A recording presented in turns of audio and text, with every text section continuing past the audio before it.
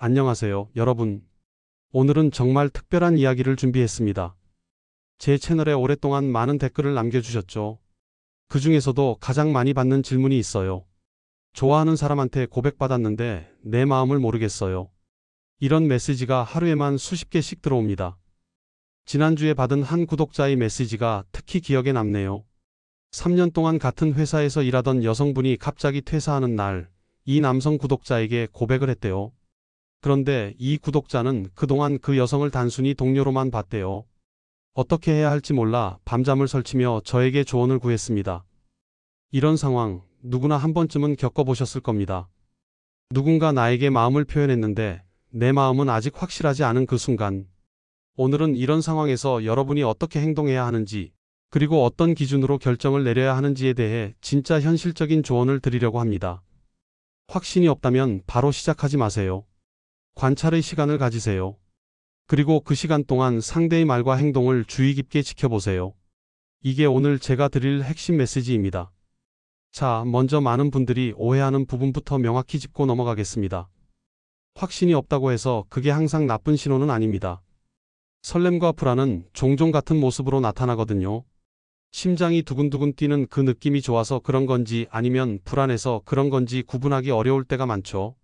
제 친구 중에 지금 와이프랑 처음 만났을 때 이야기가 있어요.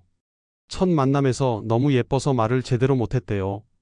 긴장해서 커피를 쏟고 지갑을 두고 와서 와이프가 데이트 비용을 냈다고 하더라고요. 집에 돌아와서는 이 여자는 날 한심하게 볼 거야. 이제 끝났어라고 생각했대요. 근데 다음날 그 여자가 먼저 연락이 왔더래요. 어제 많이 긴장했나 봐요. 다음에는 좀 더 편하게 만나요 라고. 그때 이 친구가 이 사람이 내 모든 실수를 이해해주는 사람이구나라는 걸 느꼈대요. 지금은 결혼해서 아이도 있답니다. 하지만 저는 이런 경우가 오히려 예외라고 생각해요. 대부분의 확신 없음은 어떤 신호인 경우가 많거든요. 우리 몸과 마음은 생각보다 훨씬 더 정확하게 상황을 판단하고 있어요. 그 신호를 무시하면 나중에 후회할 가능성이 큽니다. 자, 이제 본격적으로 이야기해 볼게요. 누군가에게 고백을 받았는데 확신이 서지 않는다면 가장 먼저 해야 할 일은 자기 자신과의 대화입니다. 눈을 감고 솔직하게 물어보세요. 내가 이 사람과 함께하는 모습을 상상할 수 있을까? 이 사람의 어떤 점이 나를 망설이게 만드는 걸까? 작년 여름에 만났던 내담자 중 한 명이 있었어요. 대학교 동기가 고백했는데 외모도 괜찮고 성격도 좋고 조건도 좋은데 뭔가 망설여진다고 했어요.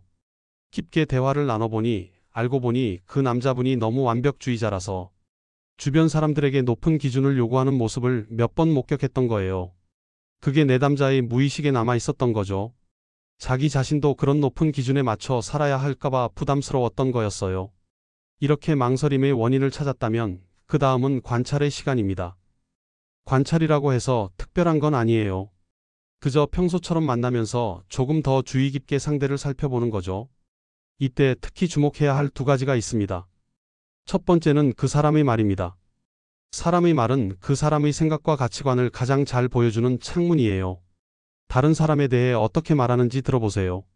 특히 화가 났을 때, 스트레스 받을 때 어떤 말을 하는지는 그 사람의 진짜 모습을 보여줍니다. 얼마 전에 저희 지인 부부의 이야기인데요. 결혼한 지 3년 차인데 남편이 아내에게 난 널 만나기 전에 네 친구들 평가를 다 했어. 내가 어떤 사람인지 알아보기 위해서라고 말했대요. 처음에 아내는 그게 자기를 얼마나 진지하게 생각했는지 보여주는 거라고 생각했지만 알고 보니 그 남편은 모든 인간관계를 평가하고 판단하는 습관이 있었어요. 결국 그 습관이 부부관계에도 영향을 미쳐서 지금은 상담을 받고 있다고 하네요. 두 번째로 주목할 것은 행동입니다. 말은 꾸밀 수 있지만 행동은 그렇게 쉽게 속이기 어려워요. 특히 일상적인 작은 행동들에 주목하세요. 식당에서 서버에게 어떻게 대하는지, 갑자기 계획이 변경됐을 때 어떻게 반응하는지, 당신이 피곤하거나 힘들 때 어떻게 반응하는지 등이요. 제가 아는 한 커플은 첫 데이트 때 비가 엄청 많이 왔대요. 우산도 없고 근처에 비를 피할 곳도 없었는데 남자가 자기 재킷을 벗어서 여자의 머리 위에 씌워주면서 내가 감기는 잘 안 걸리니까 괜찮아요 라고 했대요. 그 순간 여자는 이 사람은 어려운 상황에서도 자기보다 남을 먼저 생각할 수 있는 사람이구나라고 느꼈다고 해요. 지금은 결혼해서 아이도 둘이나 있는 행복한 가정을 이루고 있습니다. 물론 이런 관찰에는 시간이 필요합니다. 하루 이틀로는 충분하지 않아요. 보통 적어도 1에서 3개월 정도의 시간은 필요하다고 봅니다. 이 시간 동안 다양한 상황에서 그 사람의 모습을 볼 수 있어야 하거든요. 좋은 날도 있고 나쁜 날도 있고 평범한 날도 있잖아요. 그런 다양한 상황에서 그 사람이 어떻게 반응하는지 볼 필요가 있어요. 근데 여기서 한 가지 중요한 점이 있습니다. 이 관찰 기간 동안 상대방에게 명확하게 상황을 설명해 주는 게 좋아요. 나는 당신에게 호감이 있어요. 하지만 서둘러 결정하고 싶지는 않아요. 조금 더 서로를 알아가는 시간을 가지면 어떨까요? 라고요. 이렇게 하면 상대방도 불필요한 기대나 오해를 하지 않게 됩니다. 제 채널을 오래 보신 분들은 아시겠지만 저는 항상 정직한 소통을 강조해 왔어요. 솔직함이 때로는 불편할 수 있지만 장기적으로는 항상 더 건강한 관계를 만듭니다. 이렇게 관찰의 시간을 가진 후에는 세 가지 가능성이 있어요. 첫째, 그 시간 동안 상대방이 기다리지 못하고 떠나는 경우입니다. 이건 사실 좋은 신호예요. 왜냐하면 만약 상대방이 당신과의 관계를 진지하게 생각한다면 이 정도 시간은 기다릴 수 있어야 하거든요. 만약 이 정도 시간도 기다리지 못한다면 앞으로의 관계에서도 인내심이 부족할 가능성이 크죠. 대학생 커플 이야기가 생각나네요. 남자가 여자에게 고백했는데 여자가 바로 대답하지 않고 생각할 시간을 달라고 했어요. 근데 그 남자가 사흘 만에 너무 오래 기다리게 하는 건 예의가 아니라면서 화를 냈대요. 그 모습을 보고 여자는 이 사람은 내 생각이나 감정보다 자기 욕구를 더 중요시하는 사람이구나라는 걸 깨달았다고 해요. 결국 거절했고 나중에 알고 보니 그 남자는 다른 여자들과의 관계에서도 비슷한 패턴을 보였다고 합니다. 둘째, 관찰 후에 마음이 더 확실해지는 경우입니다. 시간이 지나면서 이 사람과 함께하고 싶다는 마음이 명확해질 수 있어요. 이건 정말 좋은 상황이죠. 처음에는 확신이 없었지만 더 알아갈수록 그 사람의 진가를 알게 된 거니까요. 제 대학 동기 중 한 명이 지금의 남편을 처음 만났을 때 별로 끌리지 않았대요. 무슨 이유에서인지 친구로 지내게 됐는데 6개월 정도 지나니까 그 남자의 따뜻함과 유머 감각, 책임감 있는 모습에 점점 끌리기 시작했다고 해요. 처음엔 외모 때문에 망설였는데 알고 보니 그게 전혀 중요한 문제가 아니었던 거죠. 지금은 10년 넘게 행복한 결혼 생활을 하고 있어요. 셋째, 관찰 후에도 여전히 확신이 서지 않는 경우입니다. 이 경우는 사실 답이 이미 나온 거나 다름없어요. 관계란 건 기본적으로 예스 라는 느낌이 들어야 해요. 글쎄 라는 느낌이 계속된다면 그건 사실상 노에 가깝습니다. 한 유명한 심리학자가 이런 말을 했어요. 인생의 중요한 결정에서 망설임은 보통 아니오를 의미한다고요. 특히 연애 관계에서는 더욱 그렇습니다. 왜냐하면 관계의 초기에는 보통 가장 설레고 좋은 감정을 느끼는 시기거든요. 이때도 확신이 없다면 앞으로 더 어려운 시간이 왔을 때는 어떨까요? 게다가 확신 없는 관계를 이어가는 동안 여러분은 정말 마음이 통하는 다른 사람을 만날 기회를 놓칠 수도 있어요. 제가 상담했던 30대 여성분의 이야기인데요.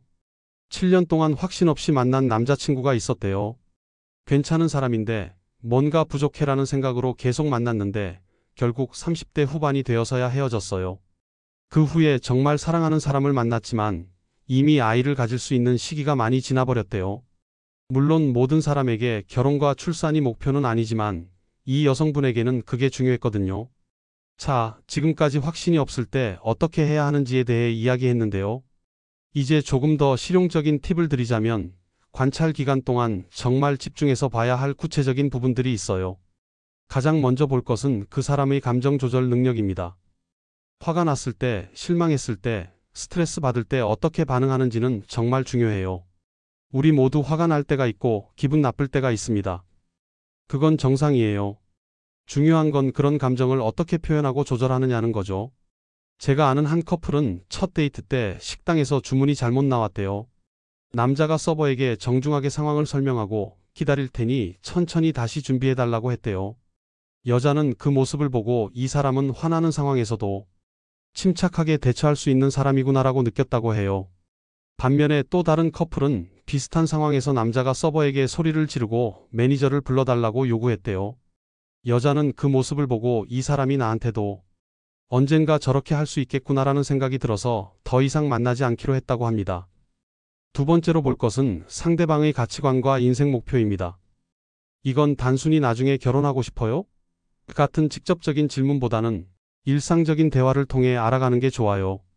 예를 들어, 뉴스나 사회적 이슈에 대해 이야기할 때 어떤 의견을 가지고 있는지, 미래에 대해 어떤 계획을 갖고 있는지 등을 통해 알 수 있죠. 한 구독자가 보내준 사연인데요. 6개월 정도 만난 남자친구가 있었는데 어느 날 저녁 식사 중에 나는 30대 초반까지만 일하고 그 후에는 시골에 내려가서 자급자족하는 삶을 살고 싶어라고 했대요. 그런데 이 여성은 도시에서 직장 생활을 계속하고 싶었고 자급자족 같은 건 상상도 못했대요. 가치관과 미래 계획의 큰 차이를 발견한 거죠. 결국 서로 존중하면서 헤어졌다고 합니다. 세 번째로 중요한 건 상대방의 책임감입니다. 약속을 잘 지키는지, 자기 일을 책임감 있게 처리하는지, 다른 사람과의 관계에서도 책임감 있게 행동하는지 등이요. 제 친구 중에 데이트 어플로 만난 남자가 있었는데 첫 만남에서부터 모든 준비를 완벽하게 해왔대요. 약속 시간 10분 전에 도착해서 기다리고 데이트 코스도 미리 계획해두고 심지어 비가 올 수도 있다고 해서 우산까지 준비해왔더래요. 그 모습을 보고 이 사람은 작은 일에도 책임감을 가지고 준비하는구나라는 인상을 받았다고 해요. 지금은 동거 중인데 정말 책임감 있는 파트너라고 합니다. 네 번째로 볼 것은 상대방의 대인관계 패턴입니다. 가족이나 친구들과 어떤 관계를 맺고 있는지, 전 연인들과는 어떻게 헤어졌는지 등을 보면 그 사람의 관계 패턴을 어느 정도 예측할 수 있어요. 미국의 한 연구에 따르면 파트너가 자신의 부모와 맺고 있는 관계의 질이 그 파트너와의 관계 만족도를 예측하는 중요한 지표라고 해요. 물론 모든 가족 관계가 완벽할 수는 없지만 기본적인 존중과 건강한 경계를 가지고 있는지는 중요한 신호입니다. 마지막으로 볼 것은 그 사람이 당신을 어떻게 대하는가입니다. 당신의 의견을 존중하는지, 당신의 감정에 공감하는지, 당신의 경계를 존중하는지 등이요. 얼마 전에 상담했던 20대 여성의 이야기인데요. 남자친구가 첫 데이트에서부터 계속 그녀의 말을 끊고 자기 이야기만 했대요. 처음에는 긴장해서 그런가 보다라고 생각했는데 5번째 데이트에서도 여전히 그런 모습을 보이더래요. 결국 그녀는 이 사람은 내 이야기에 진심으로 관심이 없구나라는 것을 깨닫고 관계를 끝냈다고 합니다. 지금까지 말씀드린 것들을 종합해보면 관찰 기간 동안 정말 중요한 건 그 사람의 일관성입니다. 좋은 날이든 나쁜 날이든 기분이 좋을 때든 나쁠 때든 기본적인 인격과 가치관은 일관되게 유지되는지를 보는 거예요. 사람은 누구나 기복이 있고 완벽할 수 없습니다. 하지만 자신의 감정과 행동에 대한 기본적인 책임감, 타인에 대한 존중, 자신의 가치관에 대한 일관성은 건강한 관계를 위한 필수 요소입니다. 여기서 한 가지 주의할 점은 관찰 기간이 시험 기간이 되어서는 안 된다는 거예요. 상대방에게 의도적으로 어려운 상황을 만들어 테스트하거나 함정을 파는 건 건강하지 않은 방식입니다. 그냥 일상적인 상호작용 속에서 자연스럽게 그 사람의 모습을 지켜보는 거예요. 그리고 관찰 기간 동안 자신의 감정에도 솔직해야 합니다.